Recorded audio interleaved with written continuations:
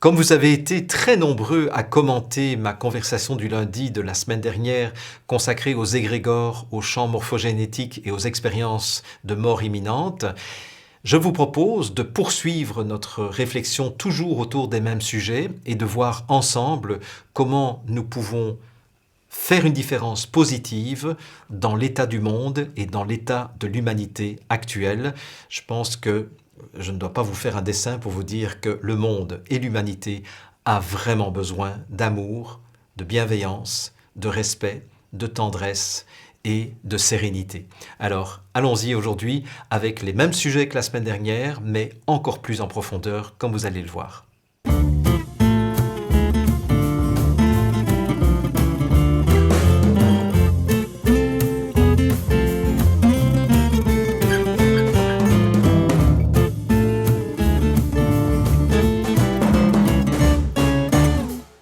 Bonjour et bienvenue dans cette nouvelle conversation du lundi, la conversation numéro 130 du 14 mars 2022.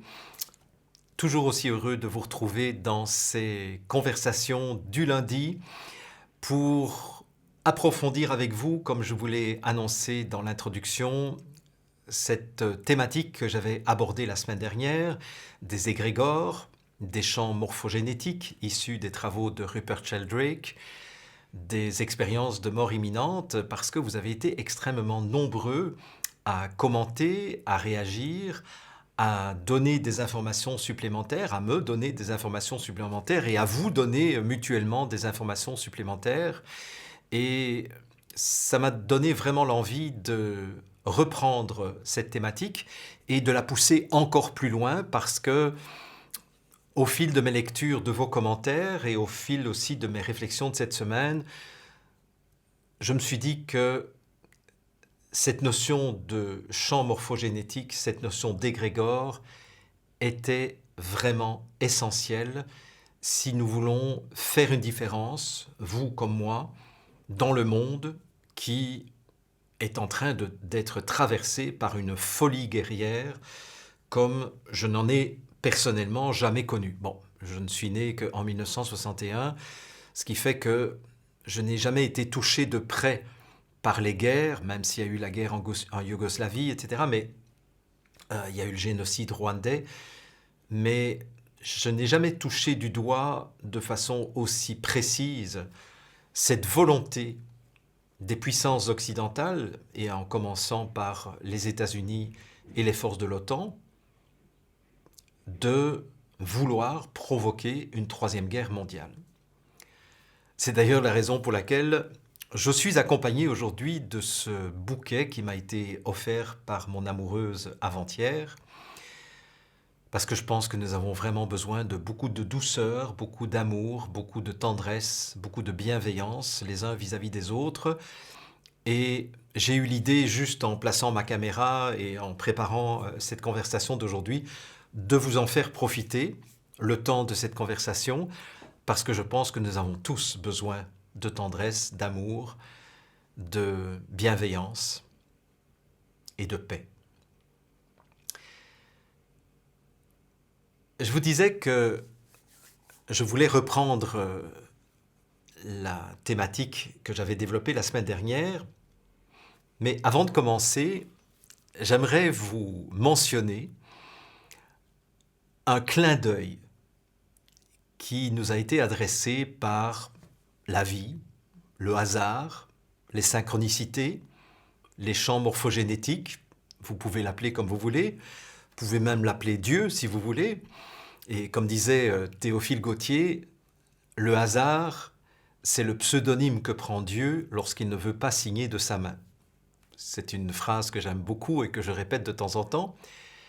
Alors justement, quel est ce clin d'œil que la vie, le hasard, la providence, les synchronicités nous ont adressé cette semaine? Eh bien, figurez-vous que, donc, vous avez compris, j'ai enregistré la conversation numéro 129 du 7 mars 2022, le dimanche 6 mars 2022.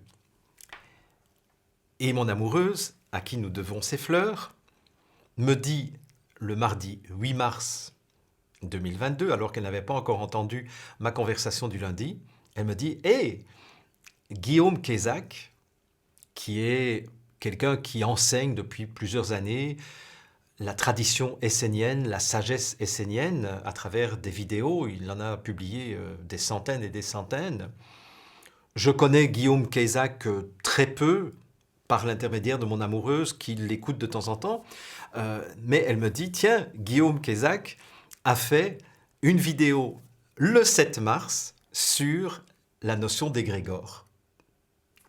Et j'ai trouvé ça très drôle comme clin d'œil, parce que vous vous souvenez ce que je vous avais expliqué la semaine dernière à propos de ces expériences que des laboratoires font pendant des années sans avoir de résultats. Et puis, vous avez le laboratoire de Moscou qui enfin parvient à créer une nouvelle structure cristallographique pour un cristal, pour un semi-conducteur, et va répéter les expériences. Puis boum, 6 mois plus tard, le laboratoire de Los Angeles parvient à réaliser la même expérience alors que ça faisait des années qu'ils essayaient eux aussi. Et puis 2 mois plus tard, le laboratoire de Johannesburg. Et puis 3 semaines plus tard, le laboratoire de New Delhi. Et puis de plus en plus de laboratoires se mettent à réaliser eux aussi l'expérience avec pratiquement 0 mois de recul ou d'expérimentation avant d'arriver au résultat. Et je vous avais dit, ça, on peut le modéliser avec cette notion de champ morphogénétique. Et je trouvais ça drôle que parmi les centaines de vidéos que j'ai consacrées aux conversations du lundi et à l'info en question, et puis à d'autres choses, etc. La série Grandir en conscience, en amour, en compétence que j'ai animée sur YouTube pendant 1 an et demi, je n'ai consacré qu'une seule vidéo sur les égrégores, c'était lundi dernier. Et sur les centaines de vidéos que Guillaume Quézac, dont je vous laisse d'ailleurs les coordonnées sous cette vidéo si vous voulez le découvrir, parce que c'est vraiment intéressant. Moi, je l'ai écouté du coup. Et il dit les mêmes choses que moi, avec d'autres mots évidemment, avec les mots plus issus de la sagesse essénienne, mais c'est vraiment intéressant de voir à quel point il y a des convergences le même jour sur le même sujet, alors qu'il a lui aussi publié des centaines de vidéos qui ne parlaient pas d'égrégore et d'un certain nombre de choses dont je vous parlerai peut-être tout à l'heure. Voilà, c'était un petit clin d'œil où les événements finalement venaient illustrer ce que je venais de vous raconter le jour même. Voilà, comme disait l'autre, il n'y a pas de hasard. Alors justement, je vous parle de champ morphogénétique depuis tout à l'heure et en réécoutant, parce que c'est ce que je fais toujours, je réécoute avec 1, 2, 3 jours de recul mes conversations du lundi pour me mettre dans la peau de quelqu'un qui découvre et d'avoir un regard critique sur ce que je viens de produire quelques jours plus tôt. Je me suis rendu compte que j'ai été un petit peu vite en vous parlant de la notion de champ, parce que je vous ai dit, en gros, la semaine dernière, un champ, ce n'est pas observable parce que ce n'est pas quelque chose de réel, c'est quelque chose de virtuel. Par contre, on peut détecter la présence d'un champ à travers l'effet qu'il a sur la réalité. Et je vous avais parlé, entre autres, de champs gravitationnels, où on ressent la force de la gravitation, mais on ne voit pas le champ gravitationnel. Ça ne se visualise pas. Ça se constate, on constate les effets du champ. Même chose, un champ électrique, on ne le voit pas, mais on constate les effets du champ électrique.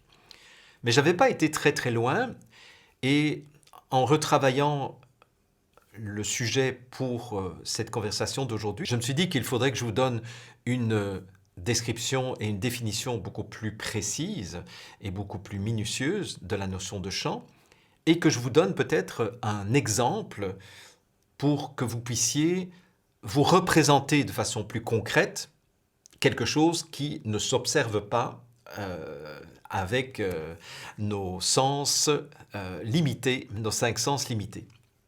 Alors, la définition d'un champ, c'est quelque chose qui donne la valeur d'une grandeur physique en chaque point de l'espace. Voilà, ça c'est la définition d'un champ. Donc c'est quelque chose qui donne la valeur d'une grandeur physique en chaque point de l'espace. Vous allez me dire, Jean-Jacques, franchement, c'est pas beaucoup plus clair en nous donnant cette définition. Attendez un instant que je puisse quand même vous donner des exemples pour que vous compreniez. Donc, quelque chose qui donne la valeur d'une grandeur physique.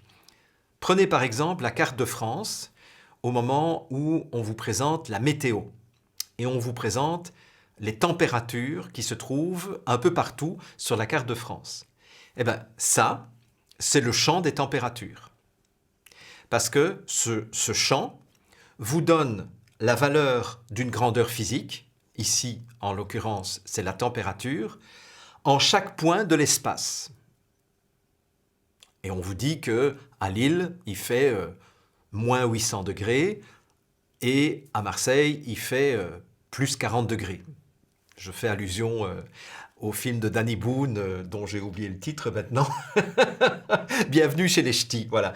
C'est Bienvenue chez les Ch'tis, hein, où on lui dit au départ que dans le Nord, c'est le Nord, hein, et il fait très froid, etc. Et bon, voilà. Donc, à Lille, il fait moins 800, à Paris, il fait 5 degrés, à Marseille, il fait 30 degrés, à Strasbourg, etc. Et ben ça, c'est un champ. C'est un ensemble de valeurs associées à une grandeur physique définie au niveau des points de l'espace. Bien. Je peux vous donner aussi le champ de la pression. À ce moment-là, vous aurez la valeur de la pression atmosphérique exprimée en millibars à chaque point de la carte de France. Ça, c'est un champ. Donc en fait, il faut voir un champ comme étant quelque chose qui vous informe sur la valeur de quelque chose à chaque point de cet espace. Bien. Et on peut aussi, ça c'est ce qu'on appelle des champs scalaires, parce que les notions sont des notions simples. La température, c'est moins 800 degrés, 5 degrés, 30 degrés. D'accord? Moins 8000 degrés, ça c'est dans le village des Gaulois, dans Astérix et Mission Cléopâtre. Il fait moins 8000. Bon, je rappelle pour ceux qui ne le savent pas qu'on ne peut pas descendre en dessous de moins 274 degrés. Hein. Donc le zéro absolu, c'est moins 274 et des poussières. Bien.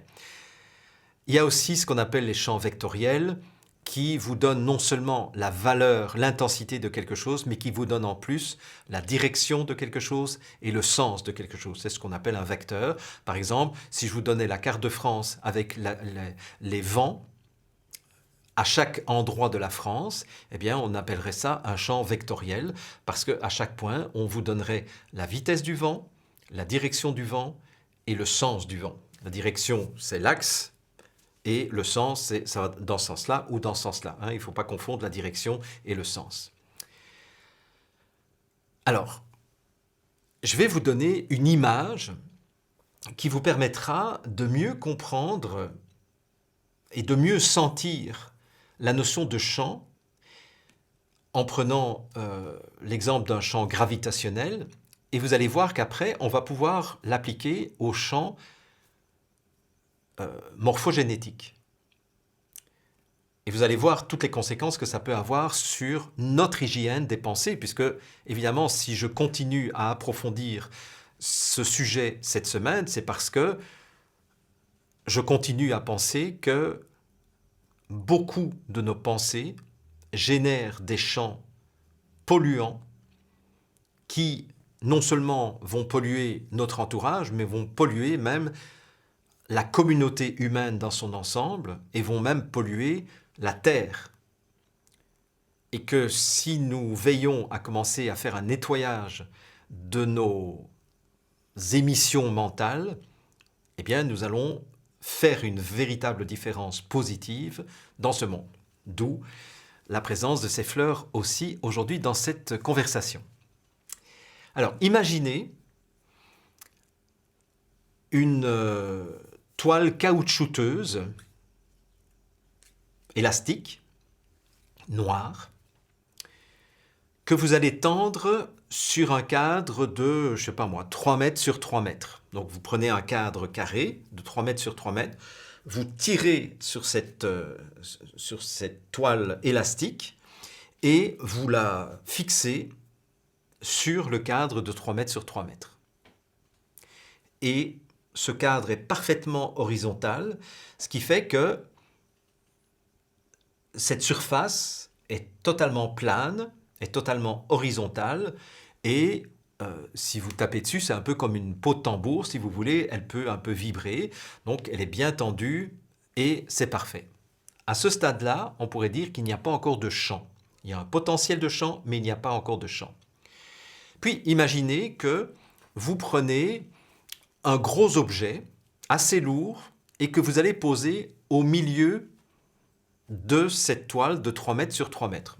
Alors, je prends quelque chose que j'ai avec moi sur mon bureau. Voilà, c'est un objet, un très bel objet, une très belle forme géométrique de géométrie sacrée. Et vous mettez cela au milieu de cette toile qui est tendue. Bon, mais qu'est-ce qui va se passer? Vous l'imaginez bien, c'est que à l'endroit où se trouve cet objet, eh bien, vous allez avoir un creux. Eh bien, ce creux, c'est ce qu'on va appeler un champ gravitationnel. C'est-à-dire la masse que j'ai ici dans ma main est un champ, crée un champ gravitationnel. Alors, pourquoi est-ce que ça crée un champ, hein? Souvenez-vous, la semaine dernière, je vous avais dit qu'un champ, on le perçoit à travers les effets qu'il a. Bon, imaginez maintenant que vous avez des petites billes de plomb et vous lancez une bille de plomb de façon aléatoire. Hein? Vous fermez les yeux et vous lancez une bille de plomb. Bon, hop, elle va s'arrêter à un coin du cadre. Vous lancez une autre bille, etc. Et puis, à un moment donné, il y a une bille qui passe proche de l'endroit où il y a un creux créé par cet objet, et la bille va avoir sa trajectoire déviée. Est-ce que ce n'est pas ça qui se passe lorsque on envoie une sonde dans l'espace et que cette sonde passe aux abords d'une planète ou d'un satellite, et la trajectoire de cette sonde va être déviée à cause de l'attraction du champ gravitationnel. Mais vous voyez que ce champ gravitationnel, on peut le représenter physiquement dans une surface à 2 dimensions, où la 3e dimension, c'est le champ gravitationnel, si vous voulez. Et donc la bille va dévier de sa trajectoire à cause du champ gravitationnel qu'elle va subir, dont elle va subir l'effet. Maintenant, on peut imaginer un autre scénario. C'est que, en lançant des billes, à un moment donné, il y a une bille qui arrive dans la trajectoire de cet objet et pouf, elle va tomber dans le trou créé par cet objet. Mais en faisant ça, le trou va s'approfondir davantage. Puis si je lance encore une autre bille, plus je vais lancer des billes, plus la probabilité que des billes tombent dans le trou central devienne importante. Parce qu'elles vont toutes s'agglutiner au même endroit. Donc, ça veut dire que le creux va être de plus en plus profond et va être donc de plus en plus susceptible d'attirer d'autres billes, y compris les billes qui s'étaient arrêtées un peu aléatoirement au reste de la surface de cette surface, de ce matériau élastique. Et à un moment donné, toutes les billes vont commencer à être attirées irrésistiblement dans ce creux, augmentant encore la puissance de ce champ. Donc, vous voyez le côté auto-renforçant d'un champ gravitationnel. Eh bien, reprenez maintenant l'exemple des laboratoires.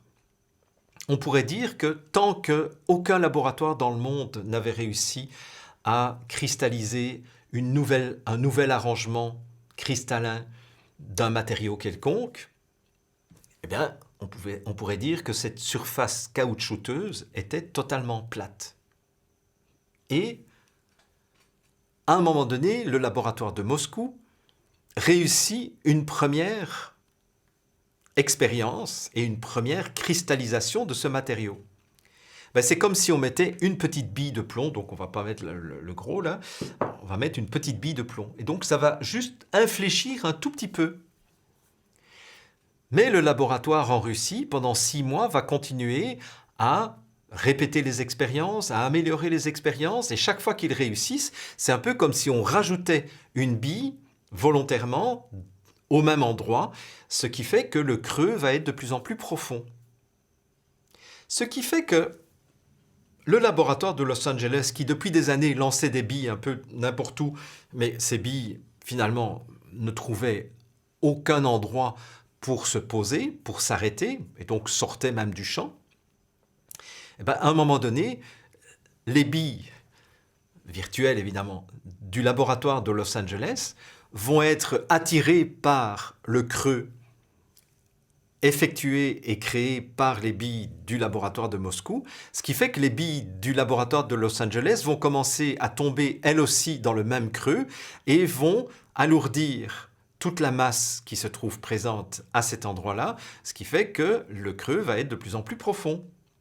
Ce qui fait que du coup, le laboratoire de Johannesburg aura encore moins de difficultés et devra faire moins d'essais et d'erreurs, puisqu'en fait les billes vont tout de suite tomber dans le trou. Et à New Delhi, ça va être encore plus rapide, et puis n'importe quel laboratoire dans le monde va dire « mais pourquoi est-ce que vous avez eu des problèmes pendant des années pour réaliser ça? Regardez, nous on a commencé ça, 15 jours plus tard on a réussi. » Alors qu'on n'a pas bénéficié des souches cristallines que vous avez créées à Moscou, Los Angeles, Johannesburg et New Delhi. Eh bien, c'est ça, un champ morphogénétique. Mais ça peut symboliser aussi un champ gravitationnel, ça peut symboliser aussi un champ électrique. Alors, gardez bien cette image en tête parce que ça va encore nous servir dans quelques instants. Ce qui est intéressant, parce que bon, j'ai repris du coup mes cours de physique en disant, ben tiens, oui, qu'est-ce qu'on dit encore dans mes cours de physique sur la notion de champ?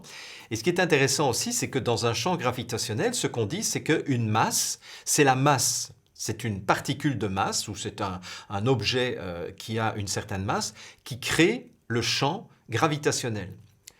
Et ça, c'est intéressant. Ça veut dire que tant qu'on n'a pas de matière, ici en l'occurrence, tant qu'on n'a pas une particule de matière, tant qu'on n'a pas un objet de matière, hein, ceci par exemple, ou une planète, ou enfin n'importe quoi, eh bien, il n'y en a pas de champ. Et c'est donc l'existence d'une masse qui va créer le champ gravitationnel. Et à partir du moment où il y a cette masse qui crée un champ gravitationnel, elle va influencer les autres masses qui sont en relation avec elle à travers le champ gravitationnel qu'elle a créé. Vous voyez ce que je veux dire? Alors ça, c'est intéressant parce que, donc, qu'est-ce qu'il faut pour que les autres masses soient influencées? Ben, il faut qu'il y ait une première masse qui ait fait son trou. Et à partir du moment où cette première masse a fait son trou, ben, les autres masses vont être influencées dans un sens ou dans l'autre. Est-ce que vous commencez à voir l'importance de ce que nous allons aborder dans quelques minutes sur l'importance de nettoyer nos pensées? Parce que plus nous allons nettoyer nos pensées, plus nous allons créer un champ, non pas gravitationnel, mais un champ morphogénétique de pensée de paix, de pensée de sérénité, de pensée d'alignement, de pensée de centrage, de pensée de puissance d'amour, de pensée de lumière ou d'énergie de lumière. Et du coup, les gens qui entreront en résonance avec ce genre d'énergie, eh bien, vont tomber dans le même creux, mais en tombant dans le même creux, ils vont faire que renforcer une tendance que nous avons initiée juste à quelques-uns. C'est la même chose pour les champs électriques. Qu'est-ce qui crée un champ électrique? Ben, c'est une particule chargée électriquement. C'est bête, hein? C'est-à-dire, vous prenez, je ne sais pas moi, une particule alpha, c'est 2 protons et 2 neutrons, donc 2 particules chargées positivement et 2 particules non chargées, donc neutres, eh ben, ça crée un champ électrique. Après, vous balancez un autre proton, ben, le proton va être dévié en s'éloignant de plus en plus. Donc, parce qu'ils ont la même charge. Mais par contre, si vous lancez des particules chargées négativement, eh bien, ces particules vont être attirées. Donc, les particules chargées électriquement vont être influencées par un champ électrique qui a été créé par une première particule électrique, chargée électriquement. Et ça, c'est génial. Ça, j'y avais pas pensé auparavant, en me disant, mais alors, ça veut dire que nous, quand nous créons une pensée, quand nous créons une énergie, quand nous rayonnons une énergie, eh ben, nous faisons un tout petit creux dans cette toile cirée, si vous voulez. Mais à partir du moment où on a créé ce petit creux, nous sommes susceptibles, alors au début ça ne va pas être énorme, hein, parce qu'on est tout seul, donc ça fait un tout petit creux, une toute petite déviation, mais les gens qui vont passer proche de nous risquent de tomber dans ce creux et donc de renforcer le travail que nous sommes en train d'effectuer. Et à un moment donné, si on est 10, si on est 20, si on est 30, à faire ce travail de centrage, eh bien, de plus en plus de personnes vont, sans le savoir, être poussées à adopter la même attitude mentale, la même attitude énergétique, la même attitude émotionnelle, sans savoir même d'où ça vient. Et ça n'a pas d'importance de savoir d'où ça vient. Et c'est là où je veux revenir à ce que je vous avais dit la semaine dernière à propos de ma décision de ne plus animer des sessions de syntonisation.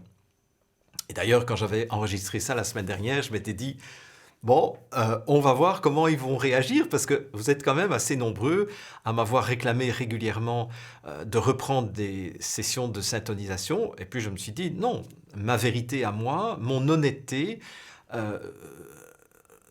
me fait dire que je ne veux pas continuer cela parce qu'il y a trop de danger que ces énergies soient déviées et soient utilisées à des fins contraires de ce que nous visons. Bon. Et puis, certains d'entre vous, d'ailleurs, m'ont fait remarquer que c'est pas ça une méditation. Une méditation, c'est justement pas envoyer des pensées d'amour à Biden, à Trudeau, à Macron, à Zelensky, à Poutine. Non, c'est pas ça une méditation. Une méditation, justement, c'est se faire le vide. C'est justement créer un vortex de paix, d'immobilisme, un peu comme l'œil du cyclone, si vous voulez. C'est ça la méditation, c'est vraiment être au cœur du cyclone. Et comme vous le savez, au cœur du cyclone, la vitesse du vent est égale à 0. C'est un moment d'accalmie totale. Et ce qui m'a fait sourire d'ailleurs aussi, quand j'ai écouté Guillaume Quézac, de nouveau, dans cette fameuse vidéo qu'il a publiée le même jour que moi, il parle de la même chose que ce dont je vous avais parlé fin mars 2020, où j'avais apporté, souvenez-vous, mon vélo dans mon bureau. J'avais mis mon vélo à l'envers et je vous montrais la roue.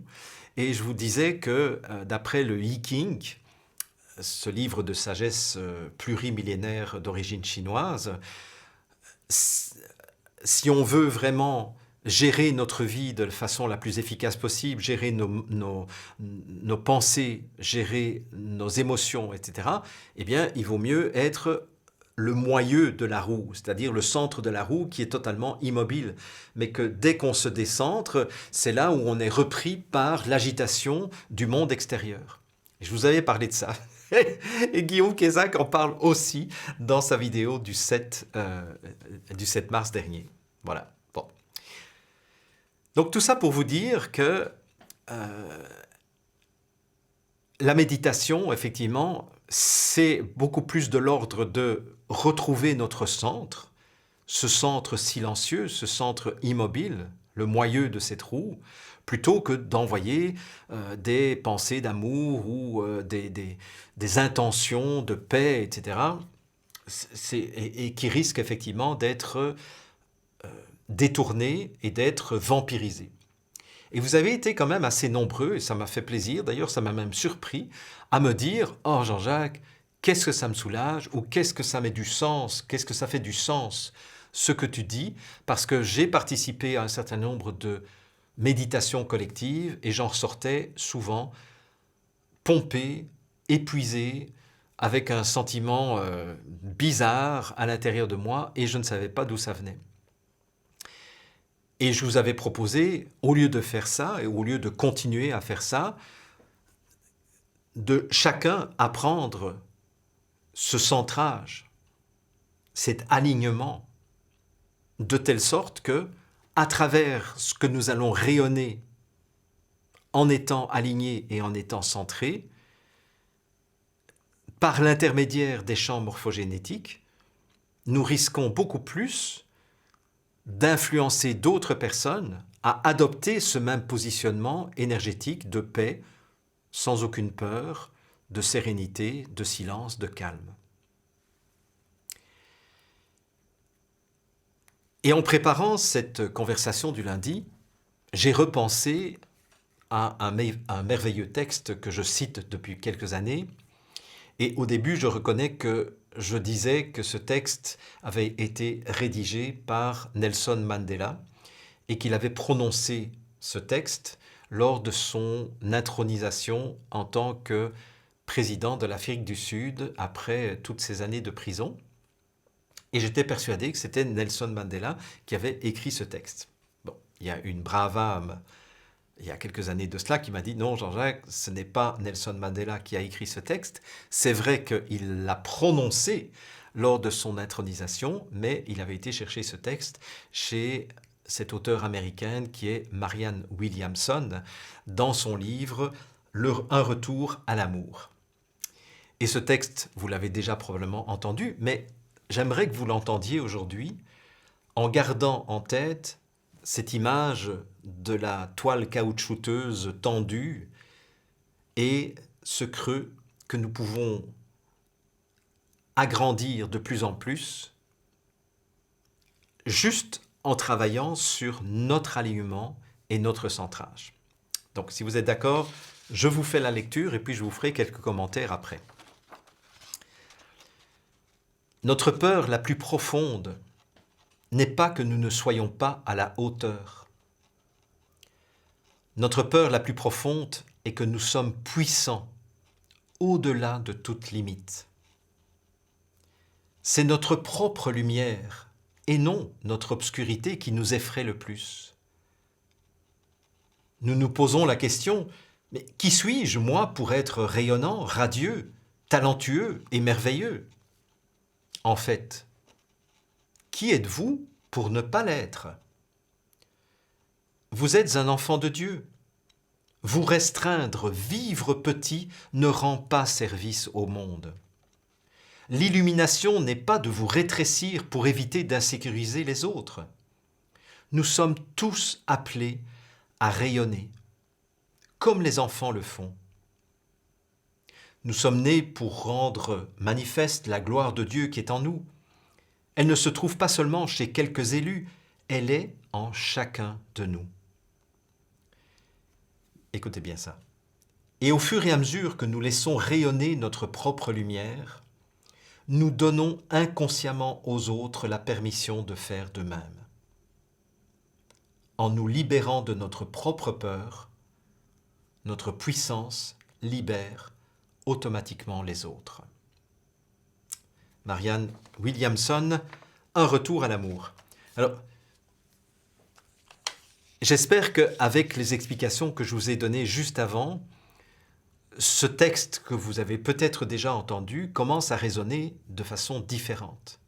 Parce que quand vous regardez, elle dit « Au fur et à mesure que nous laissons rayonner notre propre lumière, nous donnons inconsciemment aux autres la permission de faire de même. » Est-ce que ce n'est pas ça, le phénomène des champs morphogénétiques? C'est-à-dire que plus nous laissons rayonner notre propre lumière, eh bien, plus nous devenons un champ gravitationnel qui va faire que d'autres vont être invités à faire de même. Elle dit, nous donnons aux autres la permission de faire de même. En fait, on ne les oblige pas, vous voyez, c'est ça que j'aime beaucoup aussi dans cette notion de champ morphogénétique, c'est qu'à aucun moment, il y a une notion de contrainte. À aucun moment, il y a une notion d'obliger l'autre. Parce que ça, encore, ce serait un jeu de pouvoir. Hein, ceux qui ont lu mon livre sur les jeux de pouvoir, vous savez de quoi je parle. Hein, quand il y a un jeu de pouvoir, il y a entre autres la notion d'avoir un projet implicite sur l'autre. J'ai le projet que l'autre soit dans la paix. J'ai le projet que l'autre aille mieux. J'ai le projet que l'autre cesse la guerre, etc. Mais ça, c'est un jeu de pouvoir encore. C'est un projet que j'ai sur l'autre, parce que je suis en train de violer son libre arbitre et je suis en train de violer sa liberté fondamentale. Or, fondamentalement, nous ne pourrons jamais manipuler et nous ne pourrons jamais influencer jusqu'au bout l'intégrité psychique de l'autre. Par contre, lorsque nous créons justement ce que j'appelais il y a quelques minutes ce vortex d'énergie, cette puissance, cette lumière,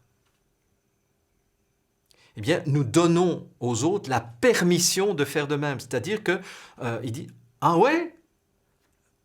Il fait ça, elle fait ça. Hey, ça me parle ça résonne à l'intérieur de moi. Moi aussi, j'ai envie de laisser rayonner ma lumière. D'ailleurs, le rire n'est-il pas communicatif? Quelqu'un qui commence à rire dans un tram, par exemple, je pense à cette petite vidéo qui m'avait fait beaucoup rire à l'époque, d'un monsieur qui rentre dans un tram à Bruxelles et qui se met à rire tout seul. Et après 2 minutes, tout le tram est plié en 4. Ben c'est ça. Il a créé lui aussi un champ gravitationnel de rire, si vous voulez. Alors, elle dit des choses intéressantes aussi. Elle dit, en nous libérant de notre propre peur, notre puissance libère automatiquement les autres. C'est-à-dire que, de nouveau là, nous n'avons pas à projeter sur le monde une intention, si vous voulez. C'est simplement, moi j'ai un travail de nettoyage des écuries d'Augias qui sont à l'intérieur de moi, qui est de me libérer des peurs. Et comme je vous le disais la semaine dernière, une des manières de se libérer de la peur, c'est d'augmenter notre conscience, mais aussi d'augmenter notre connaissance.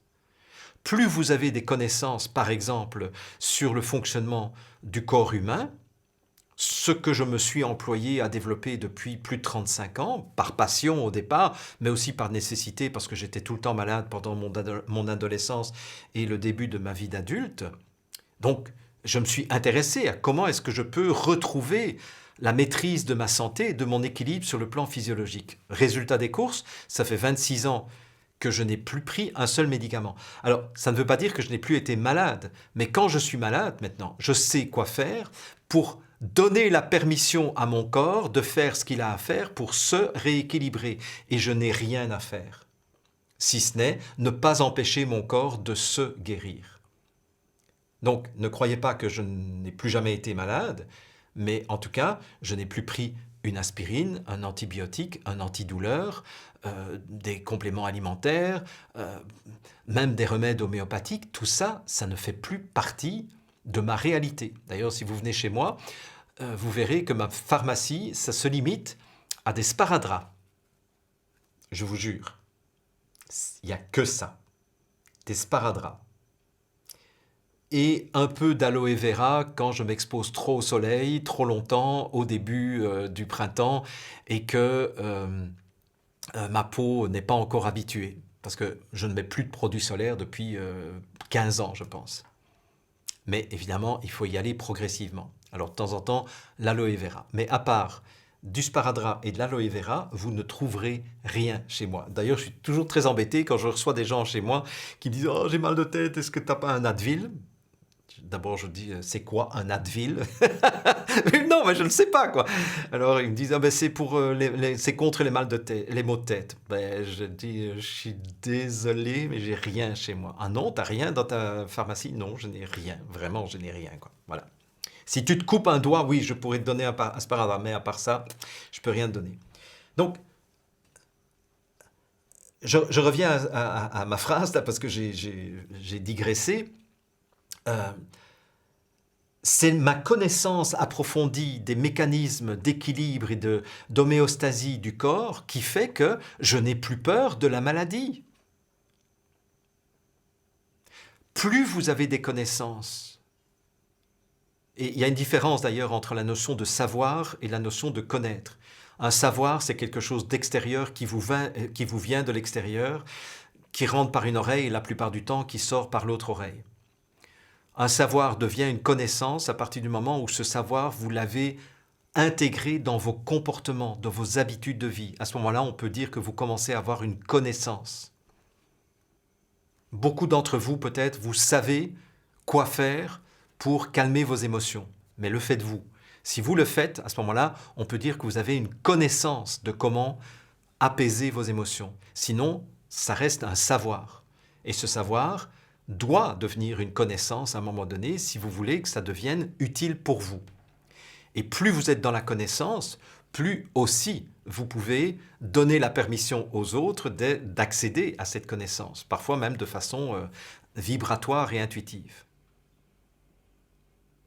Mais à partir du moment où vous n'êtes plus dans la peur, moi je n'ai pas eu peur pendant toute cette pandémie. Et je ne me suis jamais protégé.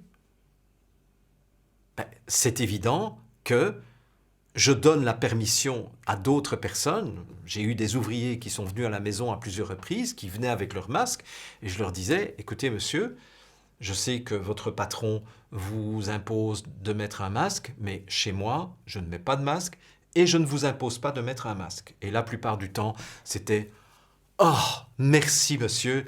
Ça me fait plaisir, et ils avaient un grand sourire et ils faisaient le travail, je pense, encore plus motivé chez moi parce que justement, je les libérais de cette contrainte et je les libérais de la peur ou de la contrainte. Voilà, donc je pense vraiment que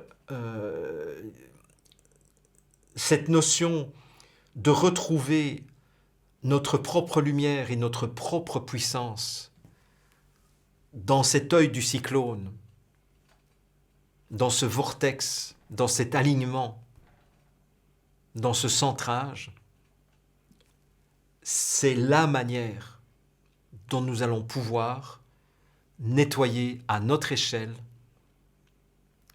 la maladie dont la Terre et dont l'humanité est atteinte actuellement. Et c'est là que je veux vous parler d'une personne dont une de mes amies m'avait parlé il y a quelques années. Et j'avais retenu le nom de cette femme, mais je n'avais jamais approfondi ses travaux.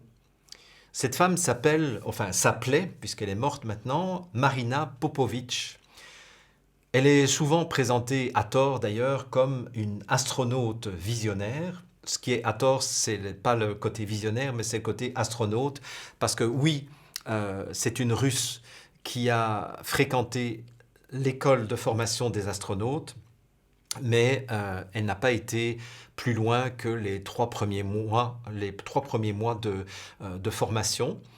Bon, dans les écoles d'astronautes, c'est toujours comme ça, hein. Il y en a beaucoup qui rentrent et puis à chaque étape de sélection, on élimine un certain nombre de candidats pour n'en retenir finalement que quelques-uns à la sortie. Par contre, le mari de Marina Popović, qui s'appelle Pavel Popović, donc Popović c'est son nom de femme mariée, lui était astronaute. Mais Marina est quand même une femme assez exceptionnelle, elle a eu un parcours de vie exceptionnel. À 16 ans, elle est rentrée dans une école de pilotage en mentant sur son âge et elle est devenue pilote d'essai d'une quarantaine d'appareils différents au long de sa carrière qui s'est terminée vers l'âge de 54 ans. Donc, elle a survécu à 6 crashs. Ben oui, quand vous êtes pilote d'essai, vous pilotez un avion qui n'a pas encore fait toutes ses preuves et où il faut justement expérimenter qu'est-ce qui marche, qu'est-ce qui ne marche pas, qu'est-ce qui est défectueux. Et elle a survécu quand même à 6 crashs. Elle a cumulé 107 records du monde, dont la plupart n'ont pas encore été battus, n'ont pas encore été égalés au niveau de l'aéronautique. Elle est d'ailleurs elle-même ingénieure en aéronautique.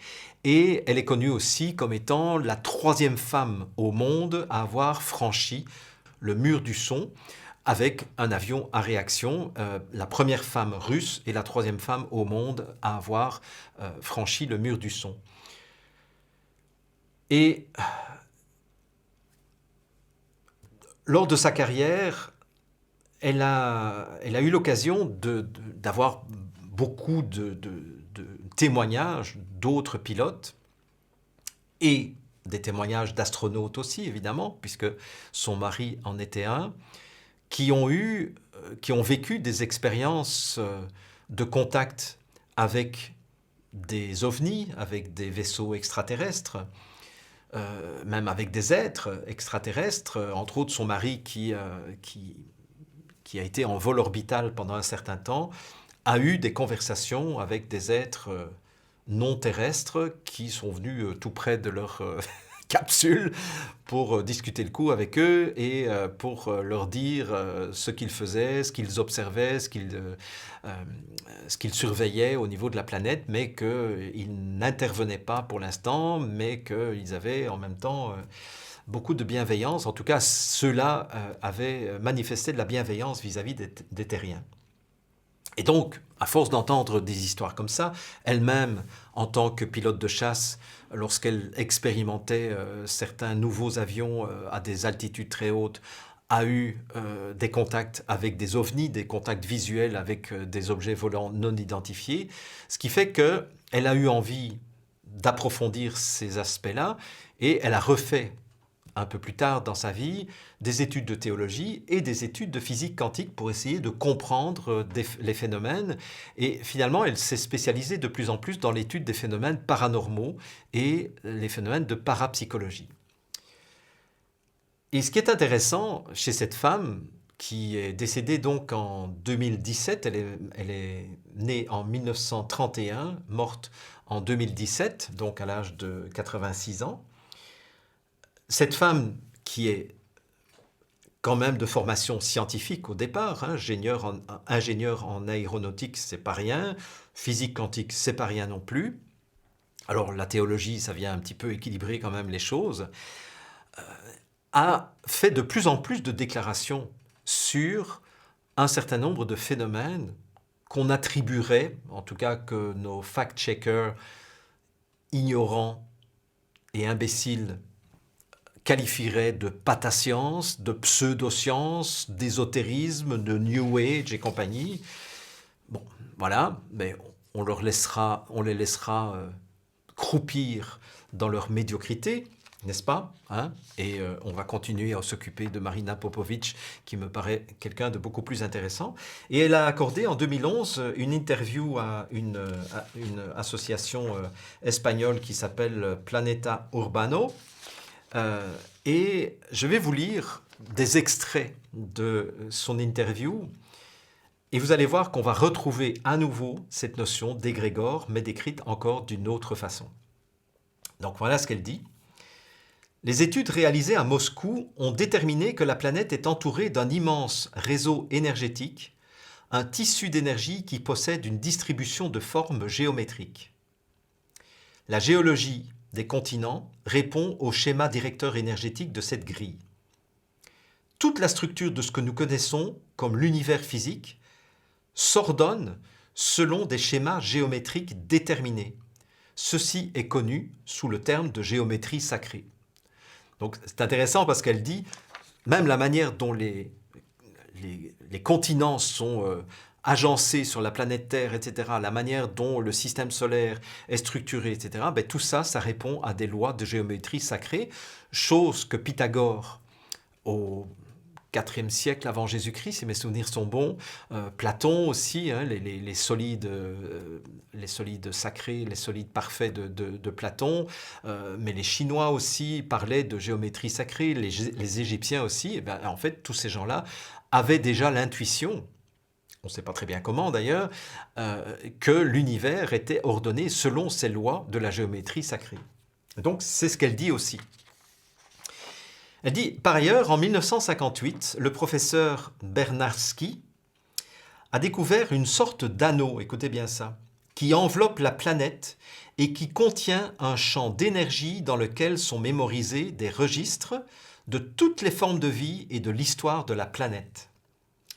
Ça, quand je lis cela, évidemment, ça me fait penser à ces fameuses annales akashiques que on décrit dans plusieurs traditions ésotériques, et que certaines personnes ayant des facultés, je dirais, sensibles, sont capables d'aller visiter. Anne et Daniel Meuroy-Givaudan, d'ailleurs, ont écrit un livre qui s'appelle « Mémoires akashiques ». Et effectivement, quand on va visiter ces mémoires akashiques, si on a la possibilité de se brancher à ce champ de mémorisation, cette mémoire virtuelle qui se trouve, une espèce de cloud, si vous voulez, mais ce n'est pas un cloud de Microsoft ou un cloud de Google, non, c'est un cloud virtuel qui est disponible pour tout le monde, qui est accessible pour tout le monde, à condition évidemment d'avoir les facultés psychiques adéquates. Et dans ces annales akashiques, on retrouve l'enregistrement de toute l'histoire de l'humanité, de toute l'histoire de la Terre. Et évidemment, je me suis mis à rêver parfois, à l'époque où j'avais eu connaissance de ces annales akashiques, il y a pratiquement 40 ans, je me suis dit, oh, ce serait quand même bien d'aller voir comment ça s'est réellement passé du temps des Égyptiens, comment ils ont construit les pyramides, du temps de l'Atlantide, etc., etc. Donc vous voyez, bon, c'est... Voilà, mais moi, je n'ai pas accès aux annales akashiques, peut-être vous, oui, mais pas moi en tout cas. Et il dit aussi, il a été découvert que ce champ d'énergie ne se situe pas sur un plan physique. Bon, ça, on s'en serait douté, hein, c'est ce que je vous ai dit. Un champ, ce n'est pas quelque chose de physique, de toute façon. Nous avons été capables de détecter cette bande et de la lire avec des instruments scientifiques et en utilisant des médiums entraînés à le faire. Donc en fait, ils ont utilisé deux types de moyens de mesure. D'une part, des instruments scientifiques et d'autre part, des médiums qui sont entraînés à faire ce genre de choses. Est-ce que ça ne vous fait pas penser au champ morphogénétique dont je vous parle depuis lundi dernier, hein? Capable de détecter une bande et de la lire avec des instruments scientifiques et en utilisant des médiums entraînés à le faire. Nous avons ainsi découvert que ce champ est un tissu éthérique chargé d'émotions. Tiens. C'est pourquoi il est nécessaire de contrôler nos passions. Chacun de nous a le pouvoir d'affecter ce champ de manière positive ou négative. C'est ce que je vous disais tout à l'heure. Toute la négativité exprimée, comme la haine et la peur, a une incidence directe sur l'état de la planète. La Terre réagit violemment à nos pensées et nos sentiments et elle émet un type de rayonnement qui se répercute sur les modèles climatiques. Les éléments sont comme des anticorps planétaires. Et un peu plus loin, elle dit « La pollution n'est pas uniquement imputable à la consommation d'énergie fossile, nous sommes nous-mêmes une importante source de pollution. » D'où la nécessité de nettoyer les écuries d'Augias. Ça, c'est moi qui le dis, hein, c'est pas elle. Le monde répond à la haine et à l'amour. Et ce qu'elle dit encore, je vais m'arrêter là, certains médiums, par le biais d'un entraînement spécifique, ont pu détecter ces champs de pollution psionique. Alors ça, c'est intéressant, parce que je vous ai parlé tout à l'heure de champs gravitationnels, je vous ai parlé de champs électriques, on pourrait parler de champs magnétiques. Eh bien, ici, elle parle de champs psioniques, c'est-à-dire des champs générés par l'esprit. Eh bien, on peut reprendre exactement le schéma que je vous ai invité à visualiser tout à l'heure, avec cette grande toile caoutchouteuse qu'on a tendue. Eh bien, chaque fois que nous avons une pensée d'amour, chaque fois que nous rayonnons notre puissance d'amour, eh bien, nous influençons les pensées et les sentiments des autres personnes qui sont en contact avec nous ou qui sont en résonance avec la même fréquence que nous. Ce sont les champs psioniques. Mais chaque fois que nous émettons de la haine ou de la peur, ça crée aussi un champ psionique qui peut entraîner d'autres personnes dans la haine et dans la peur.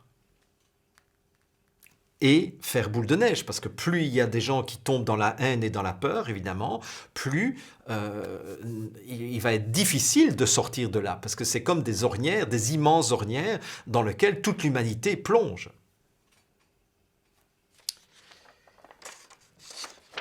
On a constaté qu'en utilisant certaines fréquences, il est non seulement possible d'influencer la vie en exerçant un contrôle mental, mais aussi de modifier le climat. et on a vu comme un manteau obscur enveloppant certaines parties du globe terrestre, là où se trouvent des guerres actuellement. Et elle disait entre autres que au-dessus de l'Irak, par exemple, il y avait des couches extrêmement sombres autour des points de guerre autour de la planète. Ce qui est intéressant, et je vais terminer par là avant ma conclusion en tout cas, c'est qu'elle parle de haine et de peur. Et ce qui est intéressant, c'est qu'il ne faut pas confondre la haine et la colère, par exemple. Pour moi, la colère a quelque chose d'extrêmement sain. Et si nous sommes capables de ressentir de la colère, parce que, écoutez, moi je ressens de la colère quasiment tous les jours. Quand je vois tout ce que je vois, quand je lis tout ce que je lis, et que je me rends compte que je suis témoin du plus grand crime contre l'humanité qui ait peut-être jamais existé dans l'histoire de la planète, ou en tout cas dans l'histoire connue de la planète, bien pire que l'Holocauste de la Deuxième Guerre mondiale, je ne peux pas m'empêcher d'être en colère. Mais vous voyez la différence. C'est que si je suis en colère, je vais la garder alignée en moi. Et je vais reconnaître que je suis en colère. Parce qu'il y a de quoi être en colère face à ces criminels qui n'ont aucune pitié vis-à-vis de l'espèce humaine et qui tuent des centaines de milliers de personnes avec ces injections qu'ils ont décidé d'imposer à toute la planète. Ce serait anormal, ce serait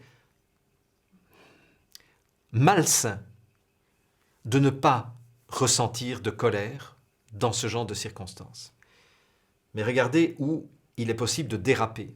C'est que tant que cette colère, je la garde en moi et que je fais un travail d'acceptation, de reconnaissance, je reconnais et j'accepte que je suis en colère. C'est tout le processus d'alchimie des émotions. Et que je transmute cette colère en agissant tous les jours au service du bien, de la lumière, de la paix, de l'information, eh bien, je transmute cette colère en quelque chose qui est au service de l'amour, du bien, du respect, de la bienveillance. Je ne vous cache pas que cette colère que j'ai à l'intérieur de moi, je m'appuie dessus pour trouver l'énergie, pour enregistrer, par exemple, cette conversation du lundi.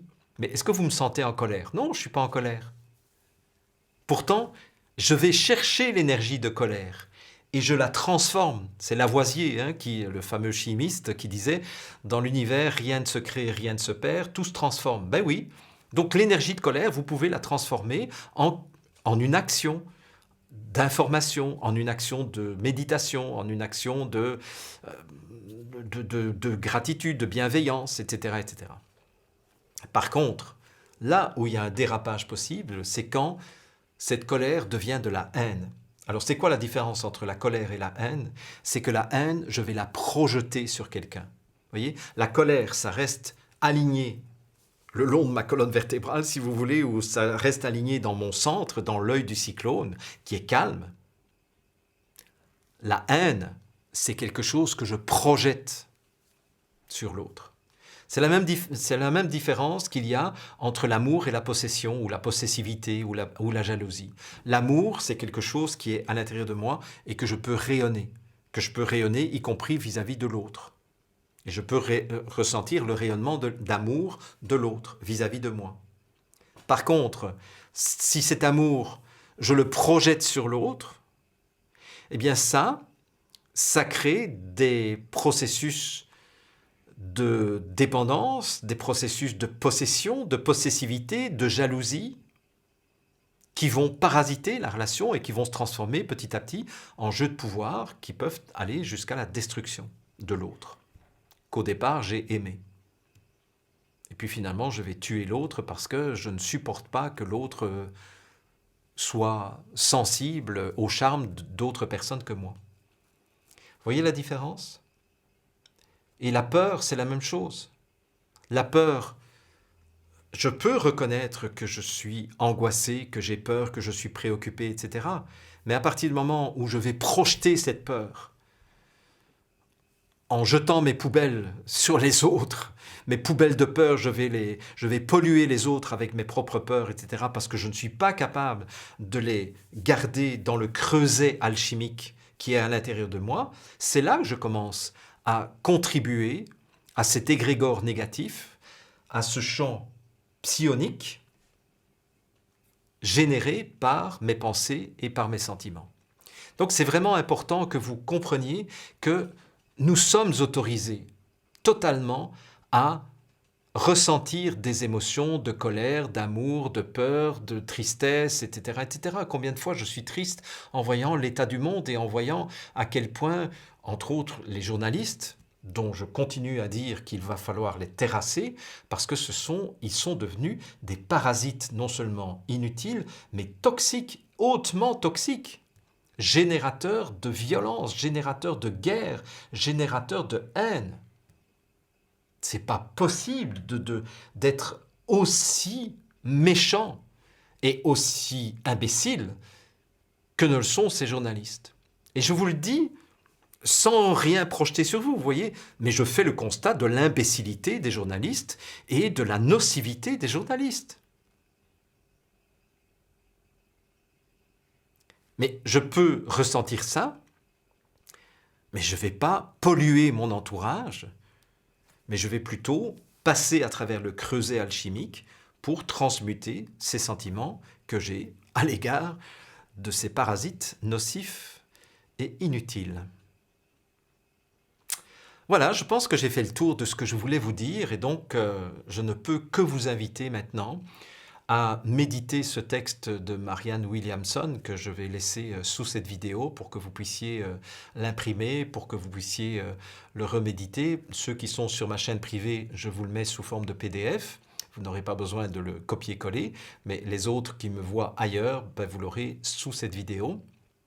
Et je vous invite vraiment, non seulement à méditer ce texte, mais à vous souvenir régulièrement de cette toile et de l'impact que vous pouvez avoir sur cette toile tendue, parce que en creusant votre trou, vous allez donner la permission à d'autres de vous rejoindre et vous n'avez absolument plus besoin d'avoir la moindre intention vis-à-vis d'autres personnes. Donc vous sortez de jeux de pouvoir, vous sortez de jeux d'intention vis-à-vis des autres, mais au contraire, vous faites une différence bien plus grande dans le monde et dans la vie des autres. C'est-à-dire vous contribuez finalement à commencer à réenchanter le monde. Mais réenchanter le monde, ça commence par le nettoyage des écuries d'Oïgeas.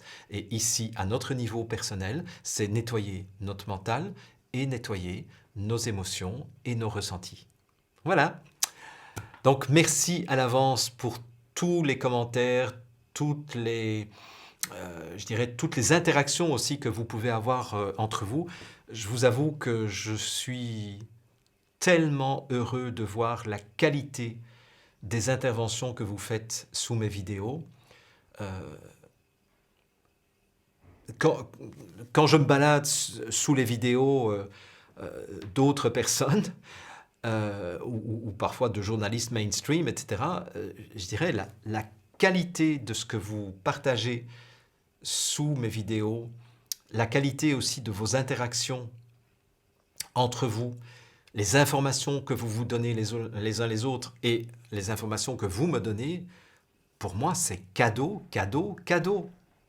C'est un véritable plaisir pour moi de vous lire chaque semaine et de voir à quel point il y a une beauté, il y a une bonté, il y a une vérité dans les propos que vous laissez sous mes vidéos. Et je me sens extrêmement privilégié d'être en communication avec vous. Alors évidemment, ce n'est pas un dialogue dans le sens conversation habituelle, mais c'est quand même une conversation parce que moi je parle pendant 1 heure, et puis je vous lis pendant des heures, et c'est vous qui me parlez à ce moment-là, et sachez que je l'apprécie au plus haut point. Donc merci de continuer dans cette voie-là, et surtout merci de devenir ces puissances d'amour rayonnantes qui certainement vont apporter au monde ce dont il a le plus besoin actuellement. Et merci encore à mon amoureuse de nous avoir enchantés avec la beauté, la douceur de ces fleurs. Je pense qu'on en avait bien besoin et j'espère que vous l'avez vraiment apprécié aujourd'hui. Prenez bien soin de vous et on se retrouve lundi prochain pour une autre conversation du lundi. Et d'ici là, eh bien, nous nous voyons jeudi pour l'info en question. À très bientôt.